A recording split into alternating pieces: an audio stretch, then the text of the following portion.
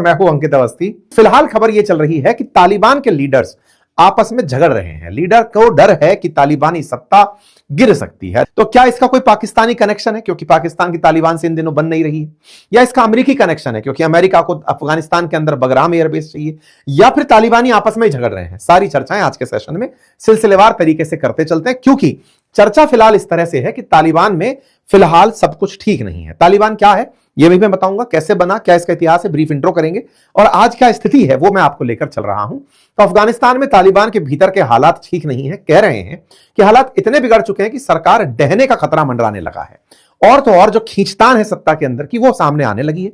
BBC ने हाल ही में एक अपनी रिपोर्ट प्रकाशित की जिसमें एक वायरल ऑडियो क्लिप का उन्होंने 100 लोगों से इंटरव्यू लेकर सत्यापन किया।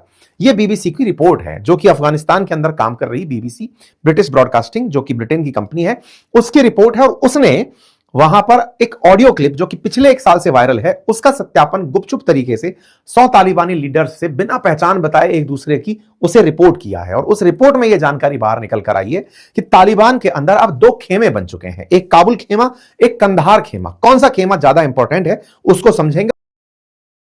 चैनल पर नए हैं तो चैनल को सब्सक्राइब कर लें, बाकी अपनी राय कमेंट बॉक्स में खुलकर रखें। गुजारिश बस यही रहेगी कि आप जितना संभव हो अपने साथियों के साथ इस सेशन को साझा करें। इतनी एनर्जी आपके साथ खर्च करते हैं, मर्जी आपकी है। चलिए, अब जो तालिबान है, इस तालिबान में फिलहाल 2 फैक्शन बने हुए हैं।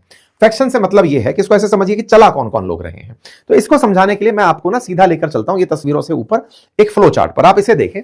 तो यहां पर फिलहाल ना की लीडर्स में सबसे ऊपर बैठा व्यक्ति है मौलवी हिबातुल्लाह अखुनजदा। ये अखुनजदा नाम का जो व्यक्ति है ना, ये फिलहाल तालिबान का सुप्रीम लीडर है। जैसे खमनेई है ना ईरान में, ऐसे ही इस्लामिक एमिरेट्स ऑफ अफगानिस्तान, जो तालिबान ने अफगानिस्तान का नया नाम दिया है इस्लाम को प्रवर्तित करने के लिए, उनका सुप्रीम लीडर ये है अखुनजदा। अखुनजदा के नीचे उसकी अंतरिम सरकार के अंदर लोग हैं डिप्टी प्राइम मिनिस्टर और deputy prime minister, 2 deputy prime minister और 1 प्राइम मिनिस्टर। ये जो डिप्टी प्राइम मिनिस्टर है बरादर, जिसका नाम है मुल्ला अब्दुल गनी बरादर, ये तालिबान का संस्थापक सदस्य है, लेकिन अखुनजदा ने इसे डिप्टी प्राइम मिनिस्टर बनाया और प्राइम मिनिस्टर बनाया मुल्ला हसन अखुंद को। इसके बाद में एक और डिप्टी प्राइम मिनिस्टर बनाया जिसका नाम है सलाम हनाफी। तो एक प्रकार से तालिबान के संस्थापक सदस्य को भी अखुनजदा ने खुद से इतना नीचे रखा। अब ये महाशय कौन है? अखुनजदा एक मौलवी है जो लंबे समय तक इस्लाम की शिक्षा देते रहे मदरसों में, और बाद में अपने द्वारा जो भी तालिबान एक्ट करता था ना अमेरिकियों के खिलाफ, जितने भी साल के संघर्ष में, उन्हें ये मदरसों से फतवे जारी करके सही ठहराते थे कि बहुत बढ़िया किया तालिबान ने ऐसा किया, बहुत बढ़िया किया अमेरिका के खिलाफ ऐसा हुआ। और इनकी तस्वीर नहीं है कहीं भी। ये जो एक तस्वीर आप देख रहे हैं, कहते हैं कुल मिलाकर इनकी 2 ही तस्वीरें हैं अब तक मार्केट के अंदर उपलब्ध।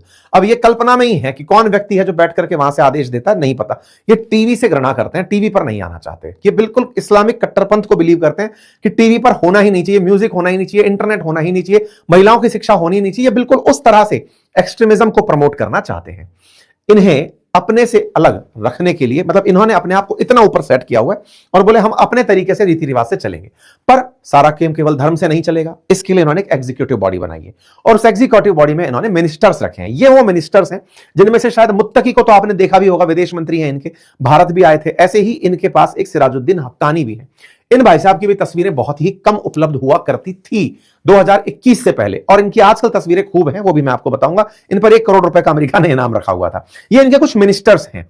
अब समझिए, देखिए चलाने वाले तो हो गए ये लोग, और ये हो गए मिनिस्टर्स। मिनिस्टर्स को इन्होंने अलग शहर में बसा कर रखा है। अब मतलब यहां पर चलता क्या है?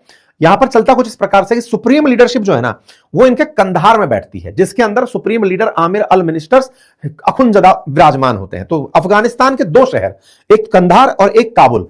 तो काबुल में तो बैठती है मिनिस्ट्री जो काम करवाती है, और कंधार में बैठते हैं सुप्रीम लीडर, और सुप्रीम लीडर को ही सबसे ऊपर माना गया है। उनके आदेश की कोई अवहेलना नहीं कर सकता। इस्लामिक एमिरेट बना अखुनजदा के कारण है, और वही कंधार में विराजते हैं, और कंधार में उनके साथ में रहबारी शूरा भी उपस्थित होते हैं जो उनको सपोर्ट करते हैं। काबुल के अंदर इनके ministers, prime ministers, deputy ministers, ये लोग बैठा करते हैं। जुडिशियल मिनिस्टर्स भी इनके पास काबुल में बैठा करते हैं। अब सुनिए, कलेश कहां आ रहा है? कलेश है काबुल वर्सेस कंधार में। एक वो लोग हैं जो एग्जीक्यूशन करते हैं, और एक वो लोग हैं जो आदेश बनाते हैं। आदेश बनाने वाले लोगों में है Akhundzada supreme leader, just like Khamenei, और दूसरी तरफ सरकार में बैठे हुए सिराजुद्दीन हक्कानी। जनता ने किसी को नहीं चुना, लेकिन हक्कानी जो है ना, वो इस समय अफगानिस्तान के सबसे लोकप्रिय नेता बताए जाते हैं। और ये जो लोकप्रिय नेता हैं, इनकी लोकप्रियता का कारण इंटरनेट है।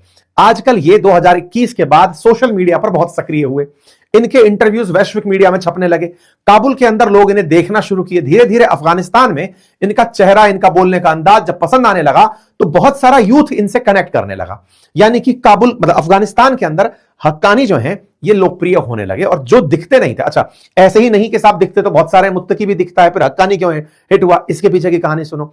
हक्कानी ने पहले अमेरिका के समय पर, जब अमेरिका था तो कई बम फोड़े थे, मतलब इसके ऊपर 1 करोड़ रुपए का इनाम था, आप सोच सकते हैं। तो ऐसे में जिस व्यक्ति ने अमेरिका के खिलाफ इतना माहौल बना के रखा हो, एक बार दूतावास के सामने गोला फोड़ दिया, 90 लोगों की जान चली गई, तो इसको ऐसे लीडर माना जाता है कि डरा नहीं, इसने ये कर दिया और वो कर दिया टाइप से, वैसा हीरो आदमी है।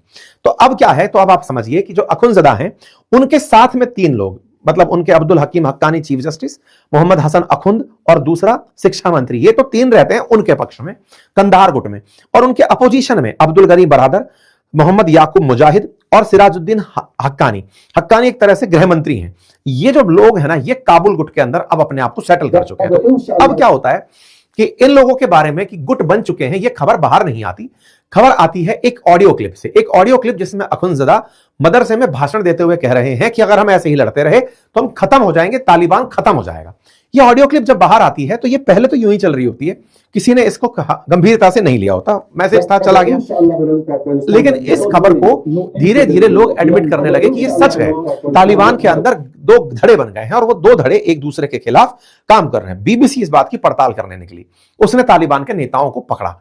हालांकि वो अखबार के, मीडिया के विरोध में रहते हैं, लेकिन फिर भी आजकल जो उन्हें नया शौक चढ़ा है तो बीबीसी गई, उनसे इंडिविजुअल इंटरव्यूज लिए गए और इंटरव्यूज में उन्होंने कबूला कि हाँ कुछ तो गड़बड़ है, लेकिन हमारा नाम मत छापना, मामला गड़बड़ाया हुआ है। तो खबर निकल कर आती है कि अफगानिस्तान में 2 धड़े बन चुके हैं, एक कंधार जो कि अखुनजदा का है और काबुल जो कि हक्कानी का है, जो चला रहा है। ठीक है साहब, इनके अंदर और घुसा गया तो जानकारी फिर कुछ और निकल कर आई और वो जानकारी पहुंचती है कि ये बात सरफेस कब हुई। बोले हुआ ये कि अखुनजदा कई बार से ये कह रहे थे कि कुछ तो हम लोगों के बीच में लोग ऐसे हैं जो मेरे आदेश को मानना नहीं चाहते, लेकिन पता कैसे चला कि मानना नहीं चाहते। तो एक बार क्या किया, अखुनजदा ने सितंबर 29, 2025 को एकदम आदेश दिया कि आज से अफगानिस्तान के मोबाइल फोन, इंटरनेट, टीवी सब बंद हो जाएंगे। बिल्कुल साहब, भाषण दे दिया इन्होंने सितंबर 25, सितंबर 29 को इन्होंने भाषण दिया। अफगानिस्तान में रातों रात सारे इंटरनेट शटडाउन हो गए, टीवी बंद हो गए, मोबाइल फोन ऑफ हो गए। अच्छा साहब, अब बैठे हुए काबुल के लोगों को यह नहीं पता था। काबुल को अगर कोई फैसला लेना होता था तो वो कंधार में बैठे अखुनजदा से लेना होता था कि साहब हमको कुछ ऐसे फैसले लेने हैं, लेकिन अखुनजदा को कोई फैसला लेना है तो वो काबुल से नहीं पूछेगा। उन्होंने फैसला का फरमान जारी कर दिया। काबुल इस बात से नाराज हो गया कि यार ये क्या मतलब है, हम दुनिया भर में देखे जा रहे हैं, मोबाइल पे लोग हमें सुन रहे हैं, अंतरराष्ट्रीय स्तर पर अफगानिस्तान की इमेज बन रही है, लोग हमें प्रोग्रेसिव काउंट कर रहे हैं, आप इंटरनेट ही बंद कर दे रहे हो, कम से कम पूछ तो लेते। भाई साहब, यहां दोनों के बीच में सरफटोवल होता है। परिणाम यह निकलता है कि मात्र 2.5 दिन के भीतर भीतर इंटरनेट बहाल हो जाता है। 48 घंटे के अंदर तो काबुल में या फिर पूरे अफगानिस्तान में वापस इंटरनेट आ जाता है। लेकिन किसी ने नहीं बताया किसके प्रभाव से आया, किसने क्या कलेश किया, क्या कहानी हुई, बस इंटरनेट आ गया। इंटरनेट आ गया, उसके बाद में फिर कहानी बाहर निकल के आना शुरू हुई कि मतभेद असल में विचारों का था और उस विचारों के मतभेद ने अफगानिस्तान में 2 धड़े खड़े कर दिए। अब इन दोनों धड़ों में जो कॉमन पॉइंट है वो ये कि अखुनजदा वाला जो खेमा है ना, वो कैमरा प्रेमी नहीं है, वो इंटरनेट को, संगीत को, म्यूजिक को, टीवी को बिल्कुल खिलाफ मानता है। लेकिन काबुल वाला खेमा पहले माना यही करता था, लेकिन आजकल उन्हें जो नया सेलिब्रिटी स्टेटस मिला है, लोग आकर सेल्फी जो ले रहे हैं, उससे वो मोटिवेटेड हैं और इंटरनेशनल लेवल पर लोग उनके इंटरव्यूज ले रहे हैं। पहले लोग कहते थे मारो इनको, और अब आजकल लोग कहते हैं आओ बिठाओ इनको, इनसे पूछो क्या सोचते हैं ये लोग। तो ऐसे में उनको जो अचानक इज्जत मिली ना, वो इज्जत संभाल नहीं पाए। इनसे इन दोनों के धड़ों में हो गया मतभेद। मतभेद के पीछे महिला शिक्षा भी एक बड़ा कारण निकल कर आया। महिला शिक्षा की क्या कहानी है? असल में अफगानिस्तान के अंदर लगभग 2 करोड़ महिलाएं पढ़ना लिखना चाहती थी, लेकिन महिलाओं को अखुनजदा ने 10वीं की पढ़ाई मना करा दी। बोले नहीं, महिलाओं को पढ़ने का कोई अधिकार नहीं है। इससे इनके एक डेप्यूटी मिनिस्टर हुआ करते थे, उन भाई साहब ने बयान दे दिया कि हमारे यहां पर हमारे देश की महिलाओं को पढ़ने से रोका जा रहा है। तालिबान के मिनिस्टर थे, आज से 11 महीने पहले। इनका नाम था मोहम्मद अब्बास इस्तानिकजाई। इन्होंने बयान दे दिया कि महिलाओं को पढ़ने, मतलब हमारी आधी आबादी को पढ़ने से रोका जा रहा है। इससे अखुनजदा के खिलाफ एक फरमान माना गया। भाई साहब उस दिन से गायब है ये आदमी, देश छोड़ के फरार है, अब तक नहीं पता कहां रहता है, क्योंकि इस बयान के बाद इसे समझ में आ गया था कि अब होने वाला है सरकलम।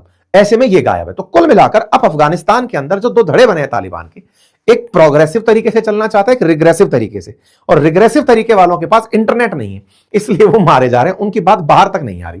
तो उम्मीद है कि आप दोनों की राइवलरी का हल्का फुल्का अंदाजा हो गया होगा। हक्कानी यहां पर ज्यादा पावरफुल है, ये समझ में आ गया होगा। अब सवाल ये है पाकिस्तान की किस पे ज्यादा चलती है। देखो पाकिस्तान मौका परस्त है, पैसा फेंकेगा अमेरिका का और वो इन दोनों के बीच में और बढ़िया लड़ाई करवाएगा। ये खबर पाकिस्तान के लिए बढ़िया खबर में से एक मानी जा सकती है, क्योंकि वो इन दोनों को लड़ाने में बढ़िया यूज मिलेगा। हक्कानी जो है ना, क्योंकि वो प्रोग्रेसिव तरीके से चलना चाहता है, तो वो चाहेगा कि मैं हर तरीके के लाभ ले सकूं। लाभ से मतलब पाकिस्तानियों से लाभ ले लूं, व्यापार के, इन्वेस्टमेंट के, विदेशी संबंधों के। तो वो इस कनेक्ट का कि चीनियों से संबंध कैसे बेहतर करे, तो हक्कानी उनके नजदीक पहुंचेगा। पाकिस्तान भी उसका लाभ लेगा कि सुन भाई, अगर तेरे को हिट चाहिए तो मुझे तहरीक तालिबान के खिलाफ कार्रवाई करने की इजाजत दे। तो इस प्रकार से पाकिस्तान में एक प्रकार का इस बात को पॉजिटिव संदेश कंसीडर किया जा रहा है कि अगर ये लड़ रहे हैं तो बढ़िया है। बात की जाए अमेरिका कैसे लेगा, देखो ऑलरेडी आपको मालूम है कि पाकिस्तान अफगानिस्तान उलझ रहे थे। अमेरिका तो पहले ही उम्मीद लगाकर बैठा था कि उन्हें बगराम एयरबेस मिल जाएगा। बगराम एयरबेस अमेरिका अपना सबसे बड़ा मिडिल ईस्ट में एयरबेस मानता था जो अफगानिस्तान में था, लेकिन उसे छोड़कर जाना पड़ा। ट्रंप चाहते हैं कि वो उसे वापस लें, क्योंकि बगराम एयरबेस से उनको दोनों जगह, चाहे रूस हो फिर चाहे चाइना हो, बहुत नजदीक पड़ते हैं। ये बोल भी चुके हैं कि हम लेने के प्रयास कर रहे हैं। तो ये भी हो सकता है कि इन दोनों को लड़ाने में वाया पाकिस्तान ये तरीका चला जा रहा हो कि फूट डालो और राज करो। है तो अंग्रेज ही ना, तो निकल के तो गए तो यूरोप से ही थे ये लोग। तो ऐसे में ये भी एक संभावना बताई जा रही है। अब खैर जो भी है, राजनीति के अंदर तमाम तरीके हथकंडे वर्चस्व की लड़ाई के लिए किए जाते हैं। आपको क्या लगता है, अपनी राय जरूर दीजिए। उम्मीद है कि आप तक ये जानकारी पहुंचाने में हम थोड़ा बहुत कामयाब हुए हों। फिलहाल के लिए इतना ही। चैनल पर नए हैं तो सब्सक्राइब कर लीजिए। बहुत बहुत धन्यवाद।